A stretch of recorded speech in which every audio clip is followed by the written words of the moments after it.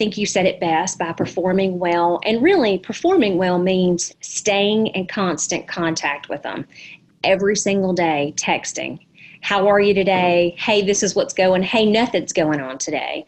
It only takes a second to make that quick text, and they're so grateful that you're doing that. You also, in the middle of it, you want to make sure you're taking care of them first, and that they always perceive that. But you also want to say, hey, has anyone at work talked about selling their house?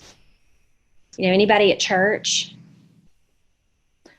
What's kind of funny, in interviewing people, let me say this, most agents wait until the deal closes to ask for the referral. Right. However, every expert I speak to states that we need to ask consistently throughout the process. Yes. Okay, so ask for the business throughout the process. Right. In fact, we use referral cards, and we have these referral cards that we've always given to our clients, and it has their picture on it, and it's cardstock, and it's polished, and it's got like 7 lines on it. But after that listing agreement is signed, and they love you the best. You know that. They love you the best at that moment, right? Because yes. You're not disappointing them. You're not telling them the appraisal's low or the inspection's bad or people backing out, right? They love you at that moment. Same with your buyer agency agreement. So at that time, you can pass over that. Hey, now that we've gotten you completely taken care of, and this is my script, I just go straight into it.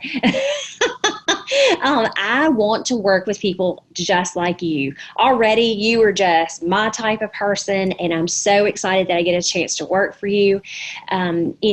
Maybe at work, you've heard people talking, maybe at church, maybe your friends or family. Somebody got you excited about wanting to move, so you're probably having all kinds of conversations. And over the next few weeks, you're going to be sharing what it's like to put your house on the market and go through this process. So what 3 people do you know that need to sell a house in the next 60 days? Sure, you can think of someone, and you slide over and let them fill out your referral card.